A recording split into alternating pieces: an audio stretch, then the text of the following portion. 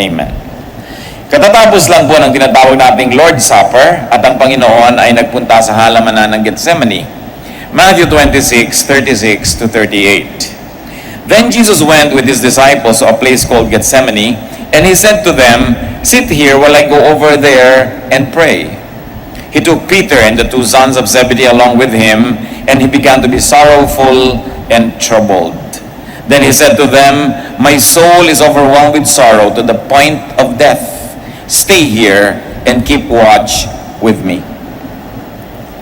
Matapos ang Panginoon ay magbigay ng mga pahiwatig sa magiging masakit at mahirap na karanasan niya sa krus ng Kalbaryo, ang kanyang mga disipulo at siya man ay nagpunta sa halamanan ng Gethsemane. At sila ay nang makarating sa madilim na lugar na ito, iniwan niya yung karamihan sa may bungad at tatlo pa ang dinala niya doon sa may loob-loob ng garden. Si Peter at ang dalawang magkapatid. At sabi niya, "Manalangin kayo, dito kayo, samahan niyo ako sa panalangin sapagkat ako ay sobrang nababagabag." And then the Lord went further into the garden, and alone he became very sorrowful and very, very troubled. Sinabi niya, "My soul is overwhelmed with sorrow to the point of death." Naranasan na ba nating malungkot na halos ikamatay mo ang lungkot? Yun ang naranasan ng Panginoon. Sabi niya, to the point of death. Sabi niya, "Stay here and keep watch with me." We must know that the highly spiritual and the highly wise could have moments of overwhelming sorrow. Pati si Solomon, sinasabi niya, mahirap maging marunong, mahirap maging maraming naabot ang kaisipan dahil maaaring meron ka ring maabot na lungkot. Lungkot na nanggagaling sa pangunawa, hindi dahil sa kamangmangan. Lungkot na nanggagaling sa mas malawak mong pag-iisip at pagkakita sa mga bagay-bagay. Mga lungkot na hindi nararanas ng mga hindi gaanong nakararating sa malayo ang pag-iisip. Sabi sa Ecclesiastes 2:17 ni Solomon, "So I hated life, because the work that is done under the sun was grievous to me." What can we do to people who we consider are wise or wiser than we or more spiritual than we are? We've got to understand them. Maraming dinaranas na hirap ng loob at hirap ng isip yung mga mapag-isip at yung mga higit na maalam kaysa sa atin. Kaya imbes sa pagtawanan ng hindi natin naintindihan, yung mga marurunong na parang sinasabi natin, nababaliw na yata yan, ang layo na ng naiisip, dapat natin silang ipanalangin. Sapagkat ang mga matataas ang espiritu at ang karunungan ay may ministry para doon sa mga di gaanong kataasan ang naaabot. Matthew 26:39. Going a little farther, he fell with his face to the ground and prayed, "My Father, if it is possible, may this cup be taken from me, yet not as I will, but as you will."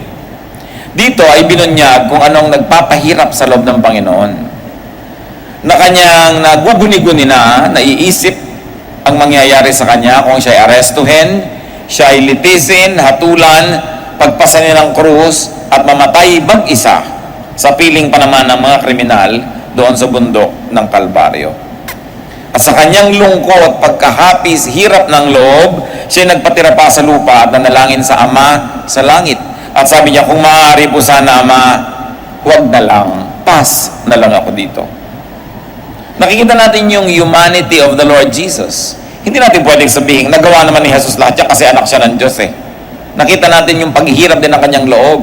Yung kanya rin sanang pag-ayaw sa hirap na kanyang dananasin.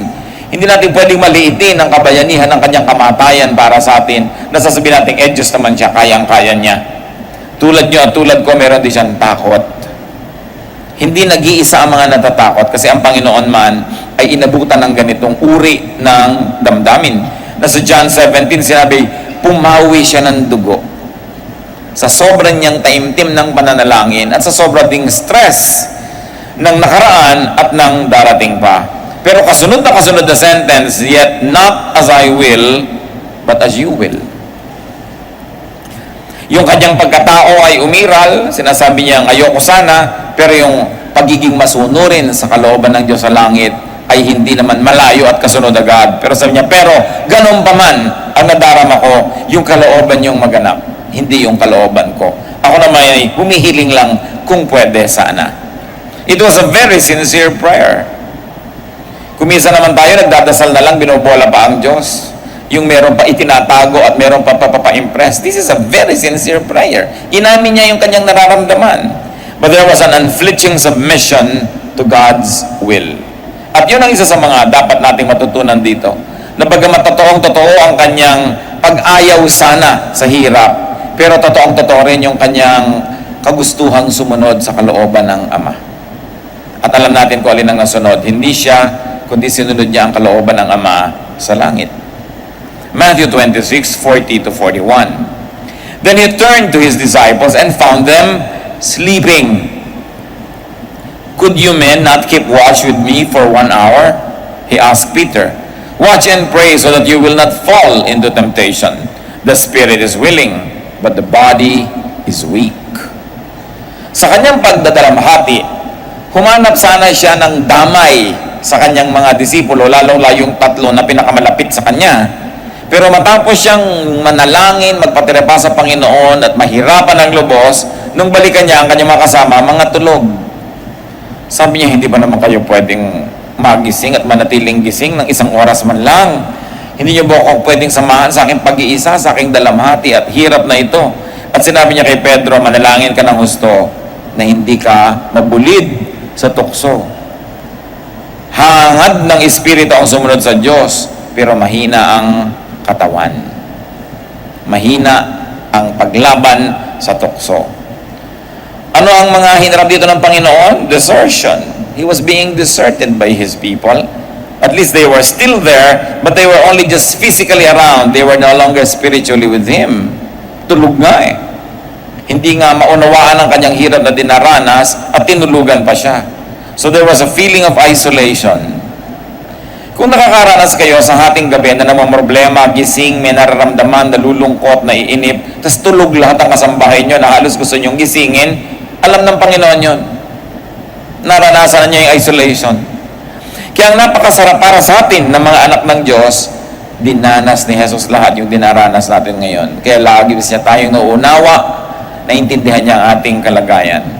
So there was isolation, but there was also a lot of understanding that He had for Peter and the other disciples.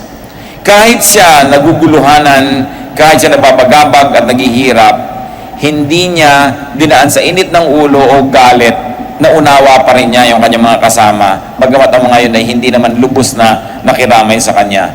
At ang nangibabaw sa kanya, in spite of his difficulty in the forthcoming cross, was concern for Peter and the others. Sabi niya, you pray that you might not be tempted. Though he was about to carry a cross that was the heaviest of all, he never failed to help others carry their own crosses.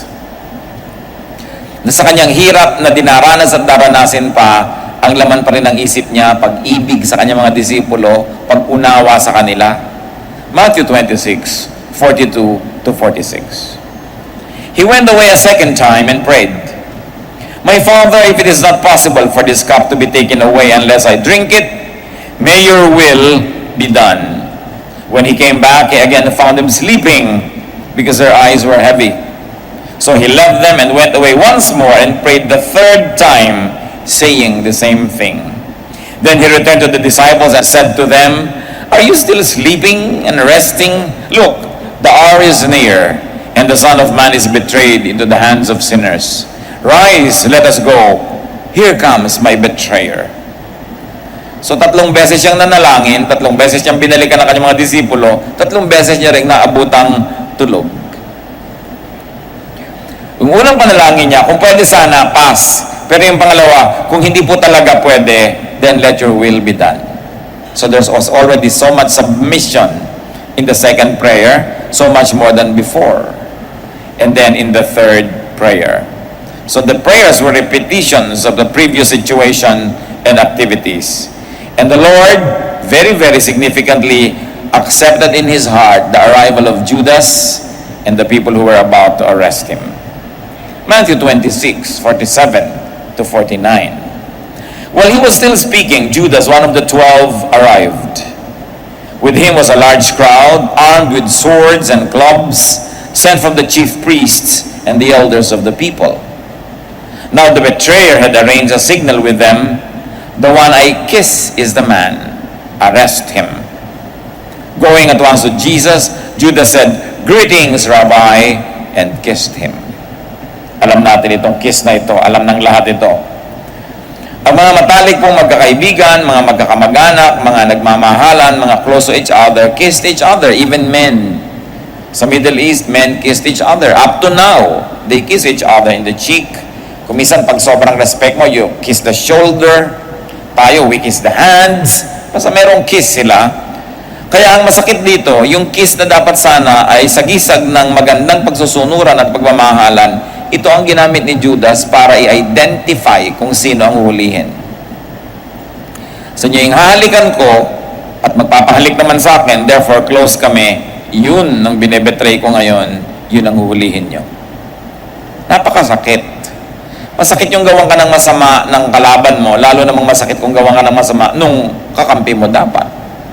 Nung kaibigan mo, yung kaibigan mo, mahal mo at mahal ka rin niya. Matthew 26:50-56. Jesus replied, "Friend, do what you came for." Binigyan niya ng permiso si Judas na gawin ang gagawin niya na pagtataksil. Then the men stepped forward, seized Jesus, and arrested him. With that, one of Jesus' companions reached for his sword, drew it out, and struck the servant of the high priest, cutting off his ear. So hindi na nakatiis ang isang kasama, hindi labas ang kanyang espada, at nanaga, at natapyas ang tainga ng katulong ng high priest. Matthew 26:50-56, continuation. "Put your sword back in its place," Jesus said to him. "For all who draw the sword will die by the sword. Do you think that I cannot call on my Father, and He will at once put at my disposal more than 12 legions of angels? But how then would the scriptures be fulfilled that say it must happen this way?" At that time, Jesus said to the crowd, "Am I leading a rebellion, that you have come out with swords and clubs to capture me? Every day I sat in the temple courts teaching, and you did not arrest me. But this has taken place, that the writings of the prophets might be fulfilled." Then all the disciples deserted him and fled. So one of the disciples resorted to armed defense. Isinakamay na nung isang alagad ng Panginoon yung depensa ni Jesus. Inilabas ang kanyang sandata at siya ay handang pumatay at maaaring mamatay para kay Jesus. At natapyas nga ang tainga nung katulong ng high priest. But Jesus restrained and corrected him and taught him the way of peace. Sabi niya, sa palagay mo ba kung kailangan ko talagang ipagtanggol ang aking sarili, ay mahirap tumawag ng angaw-angaw, laksa-laksa, pagkarami-rami mga anghel, na nakahandaan dyan, tawagin ko lang, sabihin ko na lang na cancel ang project na ito, sobrang hirap, the angels would rescue Jesus. In that difficult moment, heavenly rescue was available, but Jesus did not use it. Talagang buong puso niyang niyakap ang hirap na daranasin niya, bagamat pwede sana siyang ma-exempt. And Jesus reminded and reassured everyone of heaven's authority and power. And this is important. Pag tayo kumakaharap ng hirap, ng gulo, hindi tayo dapat magpanik na akala natin wala ng Diyos, wala ng langit, at hindi na alam ng Diyos ang nangyayari sa buhay natin. Sapagkat lagi niyang alam. At kung ang Diyos ang may padala, lalong tanggapin. Kung hindi man siya ang may padala, pero pinayagan niyang dumating sa atin, dapat pa rin nating igalang yun dahil alam naman ng Diyos ang nangyayari. At sabi ng Panginoon, hindi ganyan ang paraan. Paano matutupad ang mga sinaad ng mga propeta kung iibahin natin? Kailangang matupad sapagkat may misyon ang pagsasakatawang tao ni Jesus. Then Jesus reasoned with the arresting party. Sabi niya, bakit naman kailangan niyo akong nakipin ng ganito? May dala pa kayong mga sandat at mga armas. Hindi naman kami manlalaban. Hindi naman kami nagtago kahit kailan. Yung nagtuturo ako, kita ninyo, bakit kailangan, ngayon nyo ako kailangan puntahan dito at sugurin nang akala mo ako kriminal o akala mo ako isang rebelde. At matapos yon, pumulas at nagtatakbo at iniwan siya ng lahat ng kanyang mga disipulo. Yun ang mas masakit. The worst cut of all was being betrayed by your friend and being left alone by all the others. What are the lessons from Gethsemane? Bakit kailangang pag-aralan? Bakit binabalik-balikan, lalo sa ganito mga panahon? Gethsemane was a garden at the foot of the Mount of Olives in Jerusalem. Nasa eastern side ng Jerusalem. Pagka kayo ay galing sa Jericho o galing dito sa east of Jerusalem, aakyat kayo ng bundok. At pagkatapos ay lulusong kayo at aakyat uli kayo ng isang bundok. At pag nakita nyo yung susunod na tuktok ng bundok, yun ay in Jerusalem. Pero sa pagitan nyo, malalim na valley, at yun ang Garden of Gethsemane. Yun yung napakataas ng bangin, pagkatapos nandun yung pader ng temple, at nandun yung tore na sinabi ni Satanas kay Jesus, tumalon ka. Kasi ang taas-taas talaga nun. Malalim na lambak. It was a very deep valley. Now, the name of Gethsemane came from the Assyrian word meaning oil press. Dahil ang Gethsemane, ang nakatanim doon na hindi mga bulaklak, yung garden na yon, taniman ng oliba. Olives, na makikita nyo sa mga Italian food, pizza, ganyan, sa mga Mediterranean food. Sapagkat yung olives, yun ang kanilang ginigiling, dinudurog, at kumakatas doon yung langis na olive oil. Kaya daan-daang mga taon ang mga edad ng puno na nandun sa garden ng Gethsemane. Dito madalas nagpupunta si Jesus, lalo't lalo may mahalaga silang gawain. Kaya alam-alam naman itong si Judas kung saan hahanapin ang Panginoon kahit madilim. Kasi alam niya kung saan nagmi-meet ang mga taong ito. Then and now, Gethsemane can mean grave sorrow. Sorrow of the Lord, sorrow of each one of us, and everybody else for all time. Maaaring ang Gethsemane ngayon ay gamitin nating sagisag ng malalim, mahigpit, masakit na kalungkutan, pag-iisa at pangungulila. Gethsemane can mean emotional and spiritual trouble. So pwede natin masabi ngayon, I'm having a Gethsemane moment.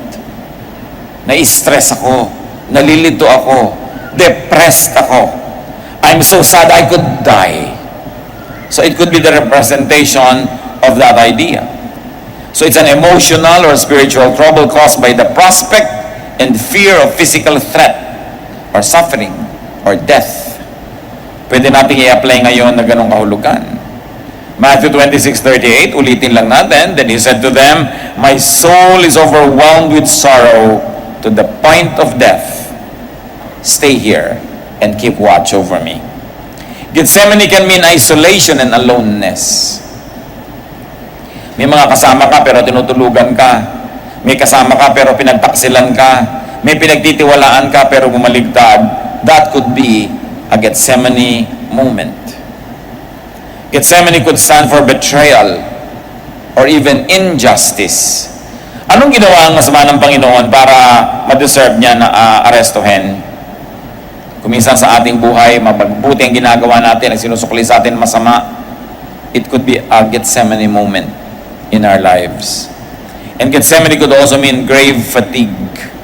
Sapagat ang Panginoon, napakaraming ginawa ng mga nakarang araw, hirap na hirap, pagod na pagod.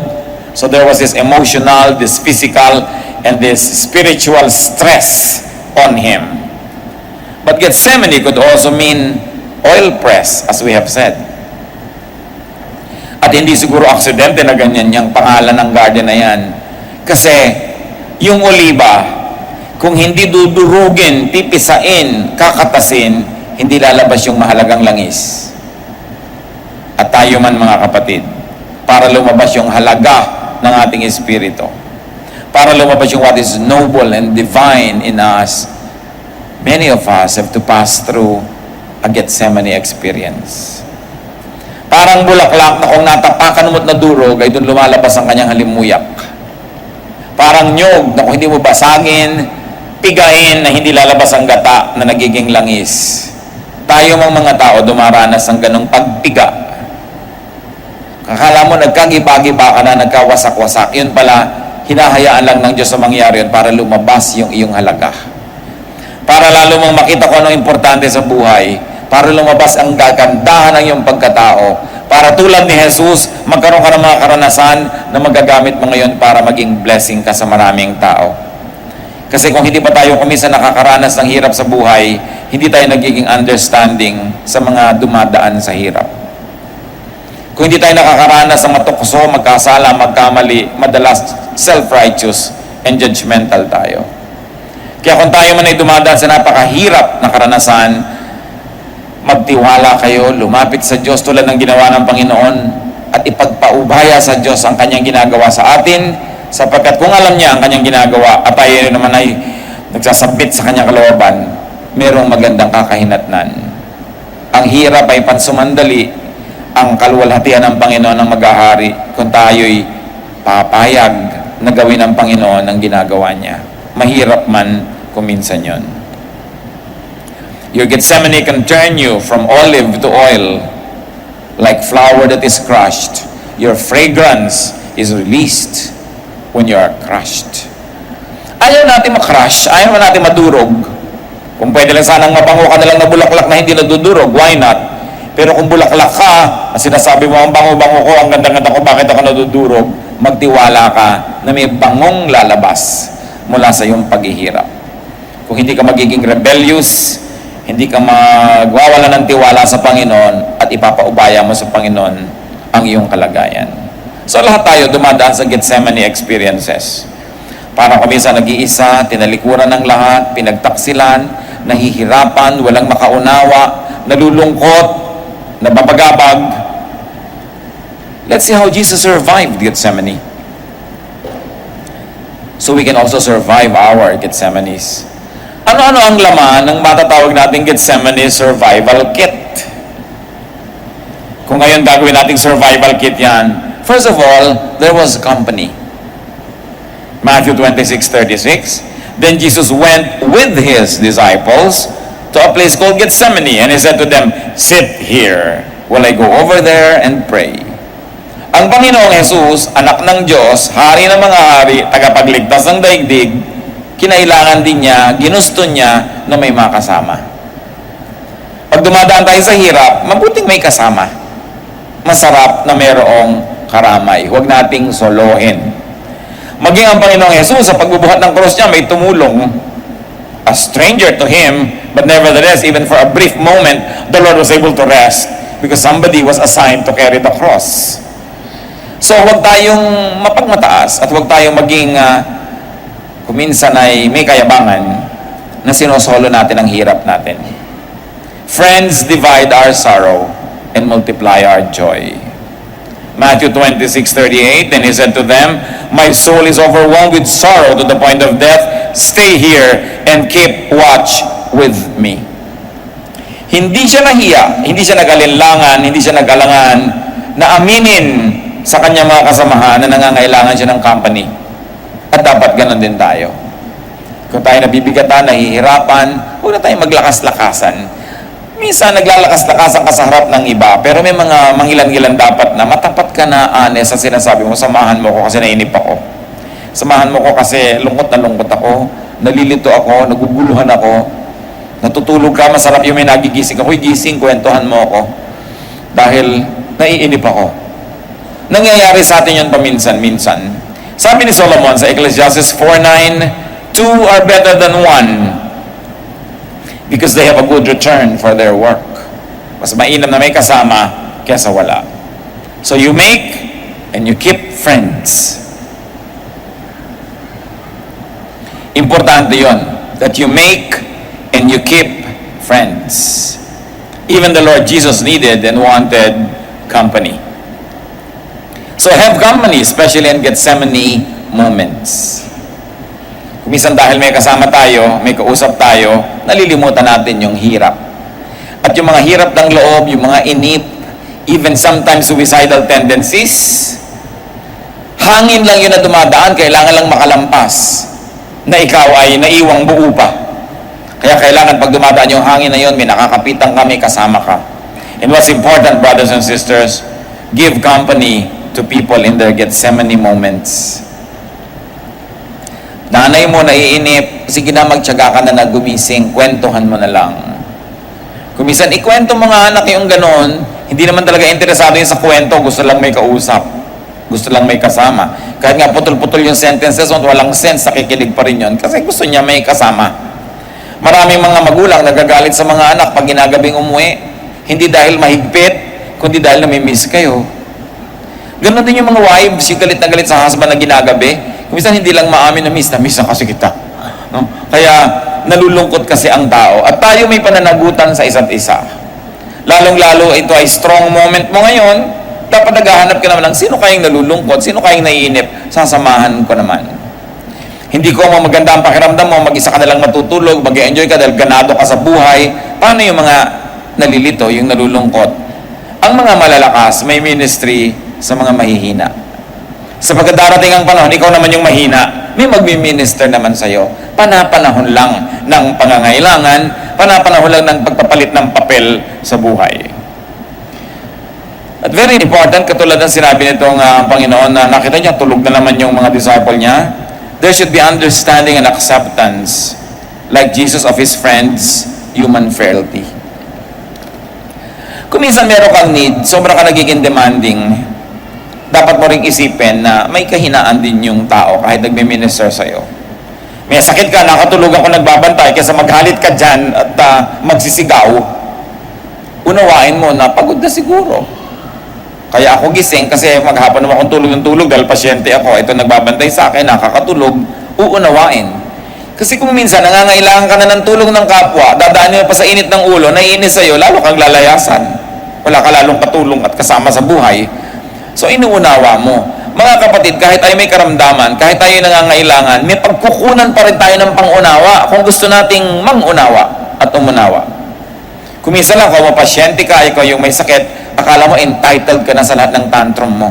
Na entitled ka na sa lahat ng init ng ulo at galit. Pero kahit ka pa nangangailangan tulad ni Jesus, meron tayong pagkukunan ng kakayahang umunawa kung pipiliin nating maging maunawain. At kung hindi natin pipiliin na maging star because you are the one who deserves the attention. Accept your loved one's human failings. It's very important. Psalm 103:14, for He knows how we are formed. He remembers that we are dust. Naaalala ng Panginoon kung paano tayo nilikha. May kakambal na lupa yung Espiritu ng Diyos at hindi niya nililimot. Sa niya ay lupa kasi, nagkasala, nagkamali, kinapos. At yung ganun pang unawa ng Diyos sa atin, hindi lang natin dapat ginagamit para tayo yung maunawaan, kundi ginagamit din natin sa pag-unawa natin sa kapwa. Kung sila yung kinakapos at sila yung nagkakamali. Another element of the Gethsemane survival kit of Jesus, prayer.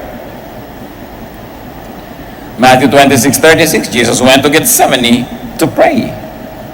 We are strongest when we are at prayer. So, paulit-ulit siyang nanalangin, hindi para ulit-ulitin yung panalangin niya para may points, kundi talagang yun ang laman ng puso niya. Kaya tuwing siya makikipag-ni-exama sa langit, yun ang nasasabi niya. It was a prayer again and again, but not the usual repetition of pagans to earn points from repetition. The Lord was repetitious because there was nothing else in His heart but what He was praying for. And you know that it was a sincere and honest prayer. What can we learn from this, brothers and sisters? That when we face a Gethsemane moment, we pray. You don't complain, you pray. Pag nag-complain ka, lalong magiging negative ang feeling mo.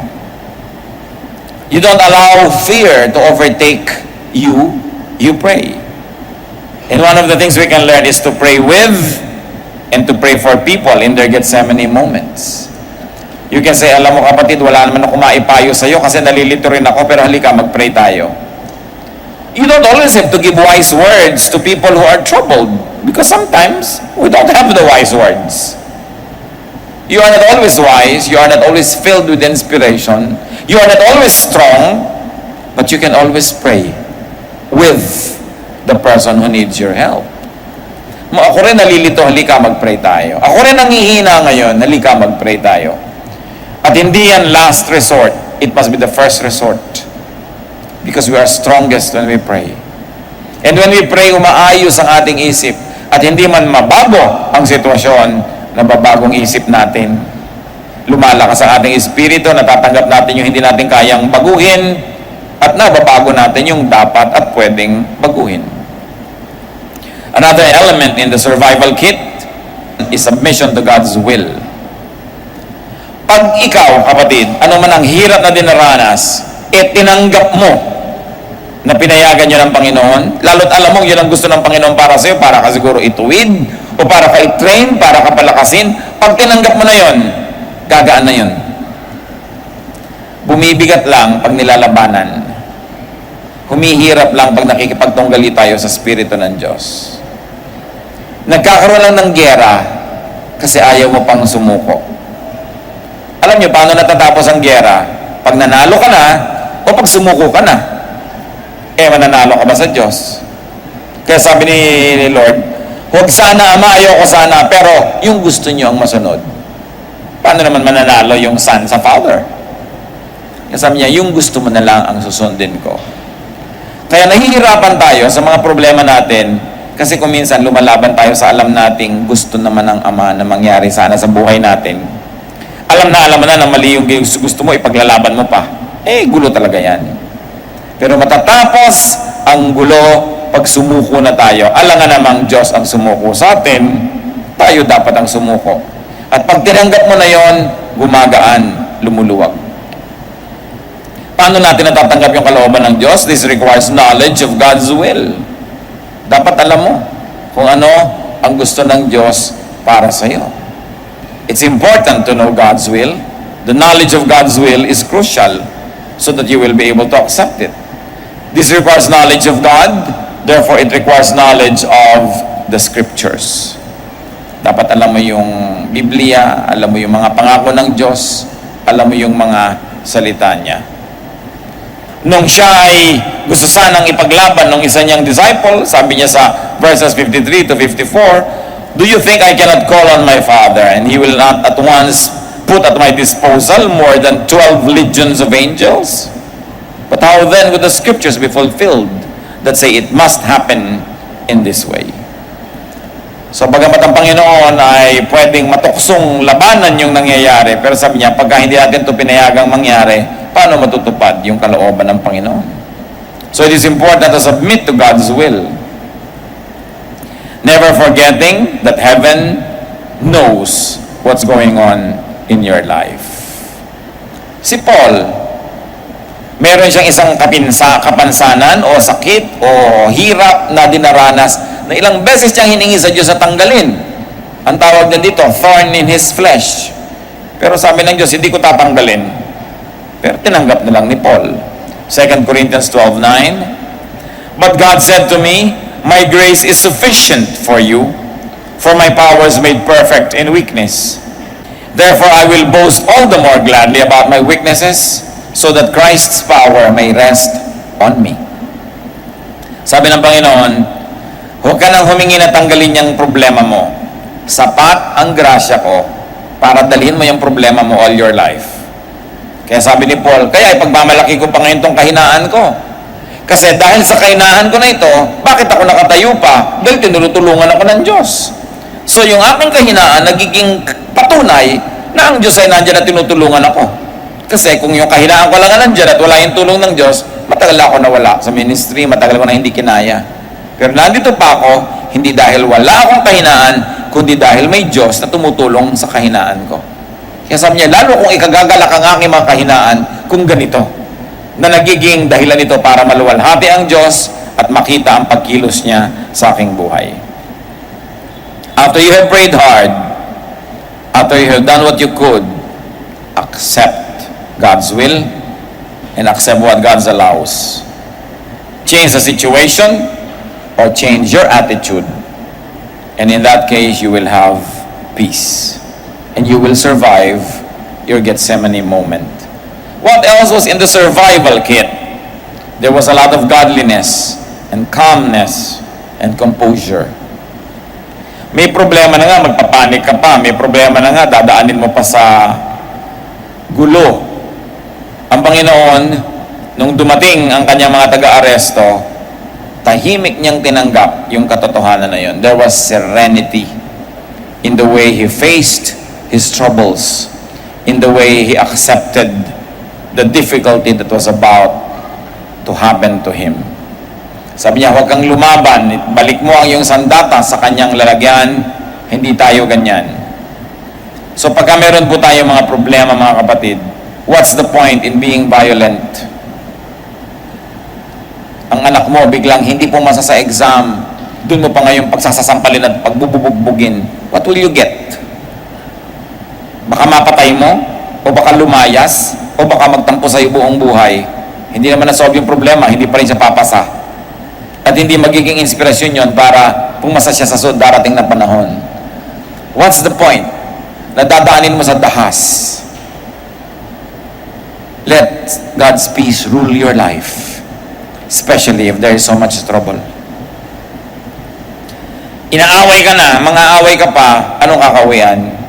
Minura ka na, mumurahin mo rin, saan pupunta? The only feasible answer to trouble is a peaceful spirit. Because the only way that you could win over trouble is by being peaceful, not by being more troublesome. Because troublesome attitude begets a troublesome reaction. At hahaba lang ng hahaba ang gulo.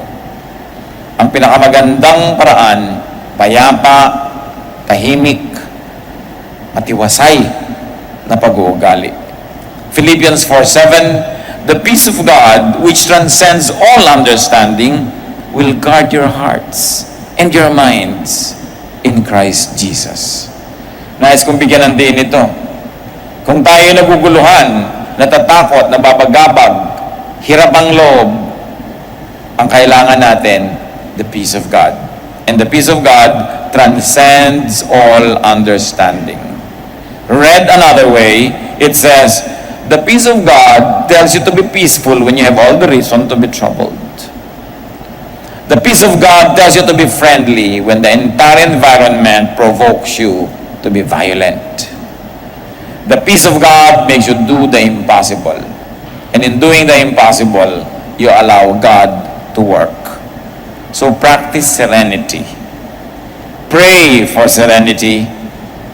Choose serenity. When you are provoked, you have two choices.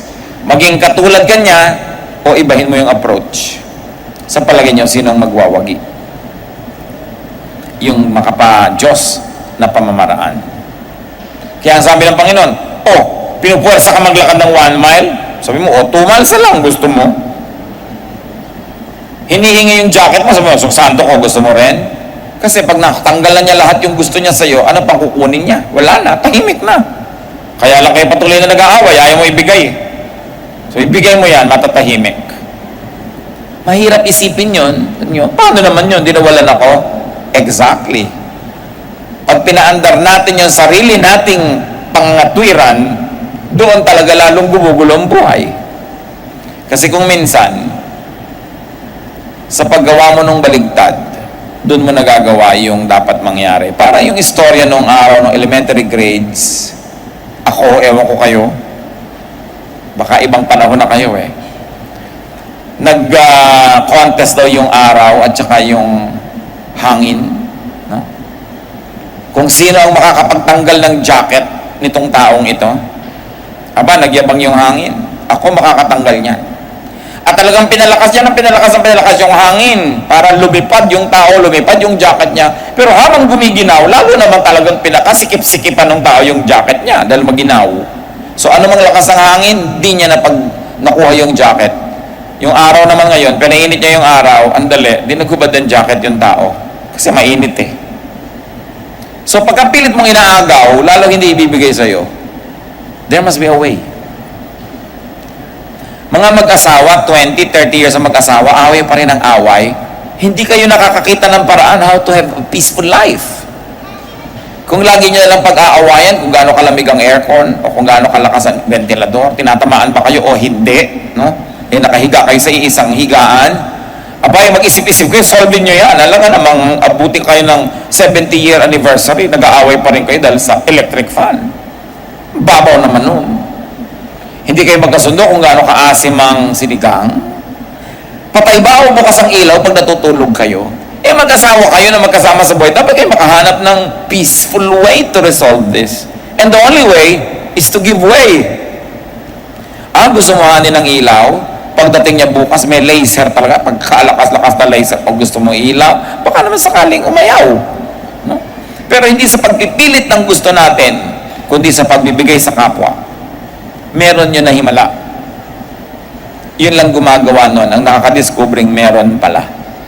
Sa pagpapaubaya, dun kung minsan natin nakakamit yung gusto natin. Pero, ang sincere na pagpapaubaya, willing talaga magpaubaya. Hindi gimmick mo lang para manalo ka in the end. But really, sincerely. Maraming pamamaraan ng Panginoon na baligtad. So, it's only love that can conquer hatred. It's only peace that can conquer trouble. So, practice and choose serenity. Why do I say choose? Pag may kaharap kayo, inaaway kayo, lagi kayong may choice. Makiaway o hindi. May choice. Choose the peaceful way. Gaganti ba kayo o hindi? Sinabi na ng Panginoon, huwag gaganti. Siya daw ang gaganti. So, naniniwala tayo at hindi, pairalin natin ang pananalig natin sa Diyos at sundin natin siya para makita natin siya at work. Very importantly, brothers and sisters, when people are going through their difficulties, help people become calm and serene. Dapat huwag natin silang i-provoke. Let us not vex people. Meron naman, huy, sabi ng kumari mo, pangit ka raw. So tahimik ka niya rin mo, papaya ka? Sabi ka pangit ka? Paya ka? Yung talagang gusto mo na siya itulak para makipag-away, walang kwentang behavior yon. We must not vex people. We must not provoke them to anger or to fear. Meron naman, mataas na nga ang blood pressure mo, nahihilo ka na, sabi mo, kunin mo blood pressure ko, siya man, ang taas! Lalong na nervous yung pasyente mo, no? Don't vex people. Our ministry is to calm and soothe people. So you can say, medyo mataas, magpahinga ka, mamaya kukunin natin uli. No? Huwag mo nang ipabasa na 270 pala, over 190 yung blood pressure niya. Kasi yung nervous niya lalo magpapataas nun. May mga therapist, sasabihin mo na, tingnan mo nga ang likod ko. Naku, liko, makukuba na kayo. So, lumayas ka dyan sa pagte-therapy mo, ha? Pananakot ang ginagawa mo sa buhay. Naku, pero pa sasabihin, nakakaramdam na ba kayo na hindi na kayo makahinga? Naiipit na ba yung baga nyo? Kasi ganyan na mangyayari dyan sa inyo eh. May mga ganun health workers, hindi marunong magsalita, natatakot yung pasyente. Sa pagbibitaw, you can make people become peaceful or troubled. And remember, tayo may ministry sa isa't isa. You always choose the peaceful way. You choose the soothing and comforting way. Anong sabi sa Psalm 23? The Lord is my shepherd, I shall not want. He leads me beside still waters. He restores my soul. Napapahinga ako. Nabubuo ang loob ko kaysa masira. No? Nahihirapan ako pero pag siya ang kasama ko, gumagaan. At dapat mga kapatid, ganun ang ministry natin sa isa't isa. Kung minsan, akala mo lang yung asawa mo laging magagalitin, pero hindi mo alam kasi pala yung pamamaraan mo nakakagalit. Tapos sasabihin pa, ba't pag mga kapatid mong kasama mo, nanay mong kasama mo, ang saya-saya mo, bakit pag sakit ang sungit-sungit mo? May ganun, di ba? Teka, mandalamin ka. Sabi mo, bakit kaya pagka ako ang kasama ng asawa ko, sumusungit? Pero pagkasama naman ng iba, hindi. So something's wrong with me. Napoprovoke ko siya, nagagalit ko siguro, kaya siya nagiging ganun. So sa halip tayo magtampo na magtampo, isipin mo, what do I do wrong that turns this gentle creature into a beast pagka ako na ang kausap? Na meron din tayong pananagutan sa ganyan, dapat nating isipin. Do not vex people. Careful with your words and with your actions. Isa pang laman ng survival kit ng Panginoon sa Gethsemane is a lifelong training and discipline in spirituality. Maliit pa lang siyang bata, nag-train na. Train up a child in the way he should go, and when he is old, he will not depart from it. So sanayin natin ang sarili na maging madalanginin, na maging mapaniwalain sa mga katuruan ng Panginoon. Para kung mamimili tayo, kung magduda o maniniwala, automatically naniniwala tayo. Namimili tayo kung tayo maguguluhan o magpe-pray, automatically nagpe-pray tayo. Tumatahimik ang ating buhay. At kahit hindi natin nasimulan yan nung bata pa tayo, nothing is too late. Walang too late. So train in solitude. Learn to be comfortable with yourself and in aloneness. Kung minsan, kahit gusto mong may kasama at gusto kang samahan, nung gusto mong sumama sa'yo, malayo siya, may duty siya, hindi niya magagawa. So, bagamat masarap na laging may kasama kung nangangailangan, pero kung wala ka na rin kasama, learn to be comfortable with yourself and learn to find solace and strength even in aloneness. Because the truth is, you're never really alone. How can you be alone when the Holy Spirit of God lives in you? How can you be alone when the Father is with you wherever you go? So nobody is really alone. Another lesson, let people have solitude. Pag ang tao namang problema, gusto mapag-isa, bigyan natin ng pagkakataon. Gusto matahimik, huwag tayong tanong ng tanong. Mga kapatid, huwag tayong tanong ng tanong. Pag hindi bino-volunteer, huwag kayong magtatanong. Halimbawa, may magte-text sa inyo alas 2 ng umaga, "Help me, I'm having a very grave problem. Pray for me, pray for me." Tapos hindi naman sinabi kung anong isasagot nyo? What is your problem? That is vexing. That is troubling. Because probably the person doesn't want to tell you. But the person only wants to be prayed for.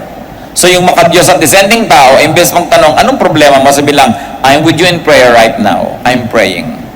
And then you say, I pray that God will give you strength, anchorage, guidance, faith, whatever. In other words, matatamaan na ng prayer nyo kung ano man yung kalagayan niya, na hindi nyo na siya kinorner at pinilit magsabi. Kasi may mga tao gusto lang magpa-pray pero hindi nila gustong i-share kung ano yon. Respect that. Huwag kayong tanong ng tanong. Merong umiiyak, ba't ka umiiyak? Lalo na pa yan. Ba't ka nga umiiyak? Ayaw nga sumagot. Shut up. Diba? Ayaw sabihin sa'yo. Manahimik ka. Kasi may panahon para magsalita siya pag komportable na. In that case, hindi ka na nagiging agent of comfort. Nagiging ka na lang, naglalaro ka ng power. Gusto mong mapalabas para malaman mo. You know, because information is power. When you know, you think you're powerful. That's why we try to know secrets. That's why we try to know what is not being given us. So that we can have power over the person. But remember, we are going to minister, not to play power. Mahalaga na iniregalang natin yung mga ganong bagay. When people like to talk, you don't need to ask them. They will. Mag-asawa, wala yung isa, dumating. Tanong ka pa na tanong, nasan si ano? Wala na nga eh, baka nag-away. Diba, naghampasa sila ng bintana. Gusto ba sabihin pa niya sa'yo, naghampasa kami ng bintana, happy ka na?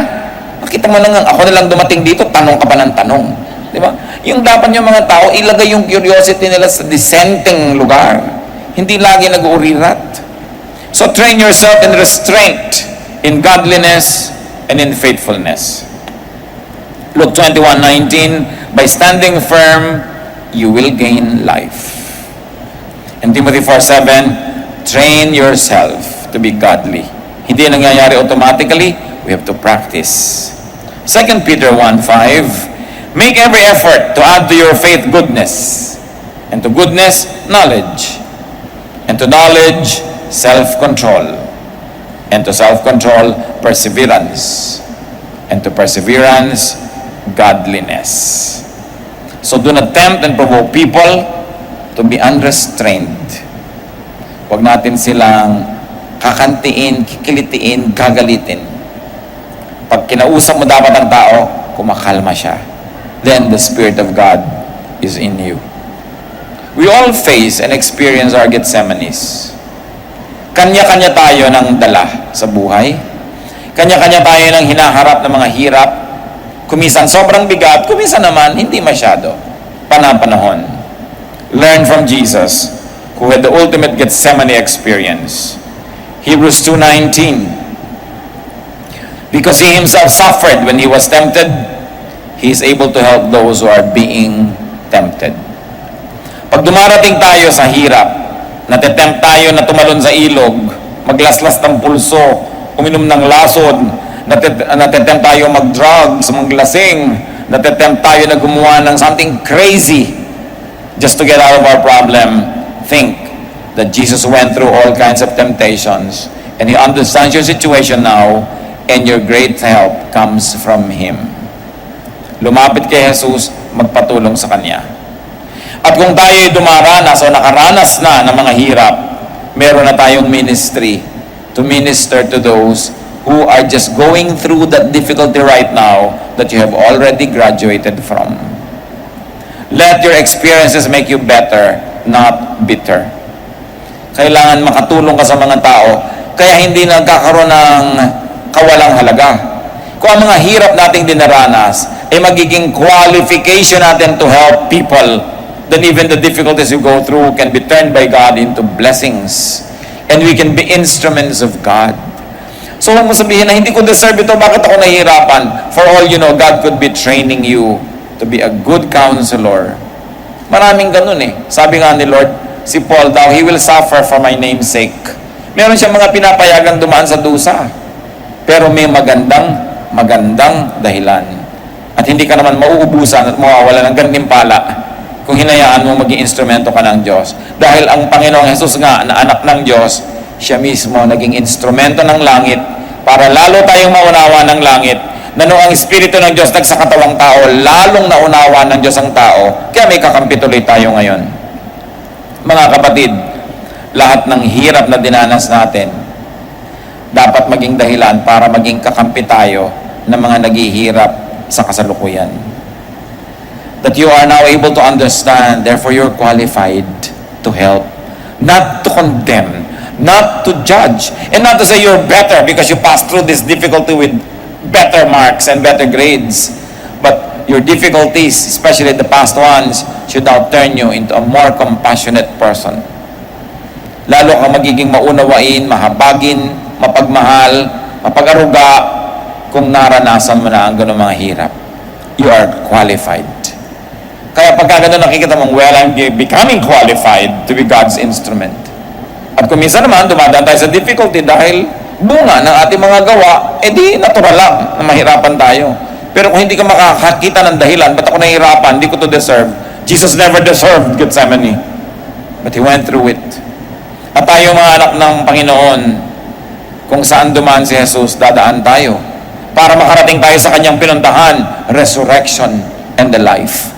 Alam nga naman sabihin mo, makita na lang tayo sa heaven, doon na lang yung meeting place. Tapos hindi ka susunod sa dinaanan ni Jesus, the Via Dolorosa. Hindi natin kayang tumbasan ang hirap na dinanas niya, pero kahit man lang mga kamukha nun, dadanasin natin. Then we become instruments of God's goodness to others. 1 Peter 2:21, Christ suffered for you, leaving you an example that you should follow in His steps. Not only in His steps in difficulty, but in how He faced such difficulties. It's very important